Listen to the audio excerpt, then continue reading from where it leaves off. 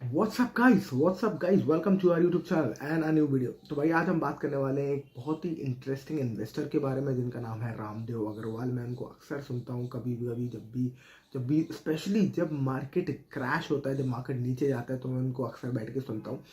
क्योंकि सबसे अच्छी बात है, इंपॉर्टेंट बात है ये कि सारे इन्वेस्टर को सुनने से आपको बहुत सारा मोटिवेशन तो मिलता ही है, पर आपको एक कन्विक्शन भी मिलता है कि अगर ये इतना सारा पैसा लॉस करके, इतना सारा करोड़ों का रुपया को अपने लॉस करके जब भी ये भी बैठे हुए हैं इस होप में कि इंडिया विल रिकवर, तो आपको भी अपना छोटा मोटा पैसे से डर नहीं होना चाहिए।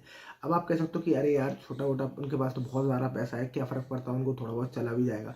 पर उनका पैसा जिस तरीके से बड़ा होता है तो उनका खर्चा भी उस तरीके से बड़ा होता है। एट द सेम टाइम उनको भी उतना ही दुख होता है जितना आपको छोटे पैसे के लिए दुख होता है। तो हमेशा इन इन्वेस्टर्स को सुन के आपको बहुत सारी इंसाइट्स मिलती है, और वो इंसाइट्स मैं आप कोशिश करता हूँ कि मैं लाऊं अपनी लर्निंग, जो मैंने उनको सुना, इतने सारे इनके पॉडकास्ट सुने, और जो मैंने छोटे छोटे पॉडकास्ट से थोड़े इनके डिफरेंट डिफरेंट वर्ड्स और डिफरेंट डिफरेंट सेंटेंसेस से जो मैंने अपनी लर्निंग निकाली, वो मैं कोशिश करता हूँ कि आपको एक वीडियो में कंसोलिडेट करके दे सकूँ। इससे फ़ायदा ये होगा कि आपको इनके सारे लंबे पॉडकास्ट नहीं सुनने पड़ेंगे, क्योंकि बहुत सारी बातें होती हैं जो सवाल किया फिर उसने रिप्लाई किया, फिर उसने सवाल किया रिप्लाई किया, पर एट द सेम टाइम आप उससे सीखे क्या, वो मैं इस वीडियो में बताने की कोशिश करूंगा। तो ये वीडियो होने वाला है रामदेव अग्रवाल के बारे में, the founder of Motilal Oswal financial services.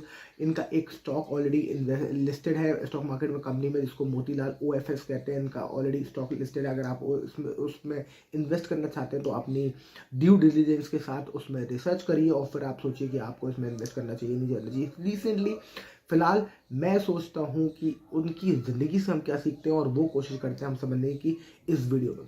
तो यार पहला लेसन जो अक्सर रामदेव अग्रवाल बात करते हैं, वो कहते हैं पावर ऑफ कंपाउंडिंग के बारे में। वो कहते हैं पावर ऑफ कंपाउंडिंग सबको पता है पर समझना कोई नहीं। ये बहुत ही इंटरेस्टिंग बात कहते हैं वो, कि पावर ऑफ कंपाउंडिंग सबको पता है कि भाई ये पैसा धीरे धीरे बढ़ता जाता है, और जितना आप उस पैसे में बैठे रहते हो तो पैसा और कमा के लाता है, पर समझता कोई नहीं। इसका मतलब ये है कि लोगों को ये अनबिलीवेबल लगता है। जैसे उन्होंने बोला कि 3 साल में, 5 साल में, 3 साल में पैसा अगर आपने डबल किया तो 10 साल में पैसा कितना हुआ, तो 10 साल में पैसा 10 गुना हुआ, राइट।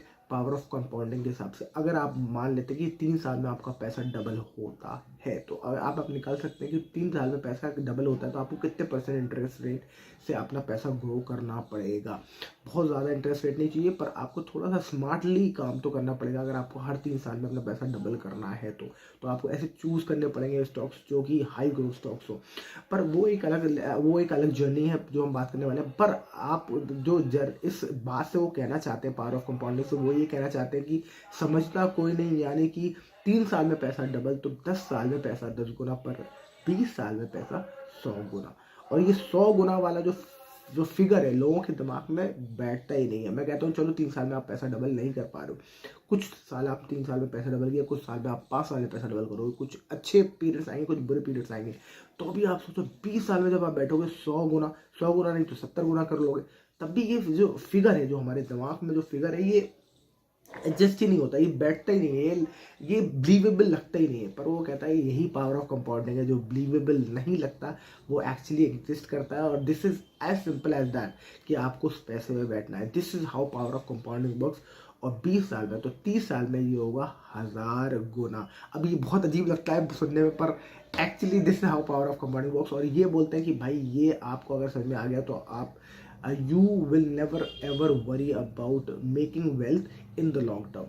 तो पावर ऑफ कंपाउंडिंग सबसे इंपॉर्टेंट लेसन, जिसके हर वीडियो में बात करते हैं। दूसरा ये बात करते हैं कि focus on good quality businesses, मतलब कि वो क्वालिटी बिजनेस जो हाई ग्रोथ बिजनेसेस है, जिसका ROC, जिसका मैं अक्सर बात करता हूँ, रिटर्न ऑन कैपिटल एम्प्लॉयड और रिटर्न ऑन इक्विटी बहुत अच्छी है, जिसका क्वालिटी बिजनेस है, जिसका एक मोनोपोली है बिजनेस में, जिसका एक मोट है। मोट कहते हैं मतलब कि एक कॉम्पिटिटिव एडवांटेज, जो कॉम्पिटिटिव एडवांटेज है जो और कोई काम नहीं कर सकता। फॉर एग्जाम्पल एशियन पेंट्स जैसी एक पेंट की कंपनी है जिसके पास एक कॉम्पिटिटिव एडवांटेज है कि वो अपने प्राइस अपने पेंट्स का बहुत कम कर सकती है, क्योंकि इनके पास जो प्रोडक्शन है बहुत बड़ी है, उनके पास जो मार्केट है वो बहुत बड़ी है, वो इतना सस्ता पेंट कर सकते हैं। और जो दूसरी कंपनीज है उनको मजबूर हो जाएगा अपना पेंट कम सस्ता करने के लिए, क्योंकि एशियन पेंट्स वही क्वालिटी सस्ते दामों पे दे सकता है, क्योंकि उसके पास मार्केट कैपिटल बहुत बड़ा है। एग्जाम जियो का भी आप एग्जाम्पल ले सकते हैं कि जब आपने जियो फ्री दे सकता है वो सर्विसेज जो कोई और दे सकता है, क्योंकि उनके पास मार्केट कैपिटल, उनके पास पब्लिक बहुत ज़्यादा है, तो ये प्रोडक्शन में खेल जाते हैं। This is called price advantage, right. तो आपको इससे समझ में आएगा कि ऐसी कौन सी कंपनियां हैं जिसके पास एडवांटेज हो, कॉम्पिटिटिव एडवांटेज हो, वो गुड क्वालिटी बिजनेस में आपको इन्वेस्ट करना चाहिए। थर्ड लर्निंग है लर्न फ्रॉम मिस्टेक्स। हर आदमी जब इसमें इन्वेस्टिंग में आता है तो भाई वो गलतियां करेगा ही करेगा, वो सीखेगा ही सीखेगा, पर बात यह है कि आपको अपनी गलतियों से सीखना है। और ऐसा कोई भी इन्वेस्टर नहीं है जिसने अपनी गलतियां नहीं करी, इंक्लूडिंग रामदेव अग्रवाल, राकेश झुंझुनवाला। किसी के हर स्टॉक नहीं चलते हैं, कुछ बेट्स उनकी भी मिस होती है, पर वो हर बार अपनी इस गलतियों से सीखते हैं और उसको इम्प्रूव करने की कोशिश करते हैं। This is what makes them different from a normal guy जो गलतियां करता है और उससे भाग जाता है, अगली बार वो दोबारा उस मार्केट में नहीं घुसता। पर एक जो इन्वेस्टर है जो कहते हैं जीना है या मरना है, आप इसके अलावा जाना कहाँ, और वो अपनी गलतियों से इम्प्रूव करने की कोशिश करते हैं, वही फर्क होता है एक कॉमन इन्वेस्टर में जो छोड़ के भाग जाता है मार्केट, और वो इन्वेस्टर जो आगे चल के बहुत बड़ा HNI बन जाता है। HNI तो नहीं, हाई नेटवर्थ इंडिविजुअल बन सकता है, यस HNI बन सकता है। तो वो लोग इसमें फ़र्क होता है एक आम आदमी आम जिंदगी में और मेंटोस जिंदगी में, ये फ़र्क है। चौथा इंपॉर्टेंट लर्निंग है keep learning and keep enhancing, which is very important. आप हर बार जब सीखोगे तो कुछ नई चीज़ सीखोगे, कुछ नई चीज़ करोगे। वॉरेन बफेट के जैसे फॉर एग्जांपल रामदेव अग्रवाल अपने हर इंटरव्यू में कहते हैं कि मैं वॉरेन बफेट के जब नए नए लेटर्स पढ़ता था तो नई नई चीज़ें इंसाइट्स मिलती थी मुझे, और नई नई इंसाइट से मेरे को बहुत नए आइडियाज़ आते थे, और मुझे लगता था अब तक मुझे जो पता है वो कुछ नहीं भी आता था, ये तो कुछ अलग आउट ऑफ द बॉक्स पता चल गया। और फिर नया लेटर आता तो पता चलता था अब तक कुछ नहीं पता था, अब कुछ नया बदल गया। तो this is the on going process, और ये चलता रहेगा। This is a life long journey. आपको ये समझना पड़ेगा कि इन्वेस्टर में आप आज के लिए नहीं आए, आप पूरी जिंदगी भर के लिए आए हो। तो आप जिंदगी भर थोड़ा थोड़ा सीखते रहोगे, इंप्रूव करते रहोगे और आगे बढ़ते रहोगे। अगर आप सोचते हो कि आज एक बार में आप सब कुछ सीख के इन्वेस्टिंग कर सकते हो, नहीं कर सकते हो। आप हर गिरावट में सीखोगे, आप हर मार्केट के अप्स एंड डाउन्स में सीखोगे, आप हर मार्केट की अप्स एंड डाउन्स की सिचुएशंस भी अलग होगी, इंटेंसिटी भी अलग होगी, तो उससे आपको बहुत कुछ सीखने को मिलता है।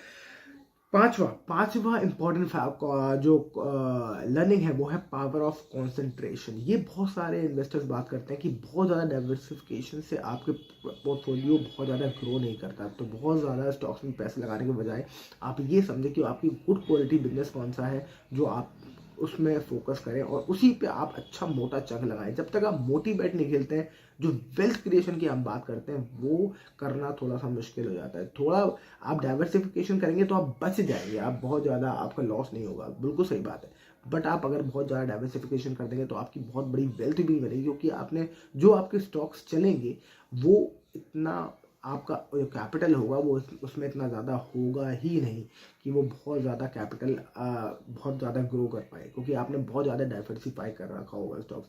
तो वो द पावर ऑफ कंसंट्रेशन कहता है कि आपको थोड़ा सा कंसंट्रेट करना है, आपको सिर्फ लिमिटेड बैट्स ही खेलनी है और उस पर बैठना है कन्विक्शन के साथ कि आपका समय आएगा। आगे चलते हैं छठवां, integrity methods and ethics. Sixth जो पॉइंट है वो है इंटेग्रिटी मेथड्स एंड एथिक्स, और इसलिए वो कहते हैं कि ऐसे गुड क्वालिटी बिजनेस में इन्वेस्ट करो जहाँ का मैनेजमेंट बहुत क्लीन है, मैनेजमेंट क्लीन है, साफ सुथरा है, जिसके पास फायर इन द बेली है, मतलब कि आग लगी है उनके कुछ बड़ा करने की। दूसरी बात, उनका चोर चपाटी का काम नहीं है कि यार आज कंपनी काम कर रहे हैं कल छोड़ के भाग जाएंगे। मतलब उनका जो इंटेंशन है वो बहुत क्लियर है, जो इंटेंशन है उनका विजन जो इंटेंशन है वो बहुत बड़ा है। तो जब तक वो नहीं होगा और जब वो आपके विजन के साथ मैच नहीं करेगा, कोरिलेट नहीं करेगा, तो आपको ऐसे स्टॉक्स में इन्वेस्ट करने से बचना चाहिए मेरे दोस्त। और लास्ट और सबसे इंपॉर्टेंट है विजन एंड परसिवरेंस। आपका जो विजन है वो आज कल या परसों के लिए नहीं होना चाहिए, वो होना चाहिए अगले 50 साल के लिए, और या फिर फॉर अ लाइफ टाइम के लिए। जब आप लंबा सोचते हो, ऊंचा सोचते हो और बड़ा सोचते हो तो आपके पास कॉन्फिडेंस आता है उस चीज़ पर बैठे रहने का। तो आप ये नहीं सोच सकते कि अगले 2 साल में मुझे बहुत करोड़पति होना है, अमीर होना है। पर stock market is something which you have to stay with it for a life time. और ये बात गारंटी होता है कि जब आप करोगे तो आपको ठीक ठाक वेल्थ बना देगा। आप ज़्यादा डाइवर्सिफाई करोगे, पर कॉन्सेंट्रेट करोगे तो आपको बहुत बड़ी वेल्थ बन सकती है, अगर आप उस कन्विक्शन के साथ, परसिवरेंस के साथ बैठ सकते हो उस पर और लंबे समय के लिए अपने पेशेंस के साथ होल्ड कर सकते हो उन स्टॉक्स को। तो ये बहुत इंपॉर्टेंट 7 टिप्स थी, 7 पॉइंट्स थे इनफैक्ट, जो मैंने सीखे रामदेव अग्रवाल से, जो मैंने इनके पॉडकास्ट और इंटरव्यूज में से निकाले। आई होप आपको इससे बहुत सारी वैल्यू मिली हो। यस, तो लाइक शेयर एंड सब्सक्राइब और कमेंट सेक्शन में जरूर बताएं कि आपको कौन सा पॉइंट सबसे इंपॉर्टेंट लगा, सबसे इंटरेस्टिंग लगा।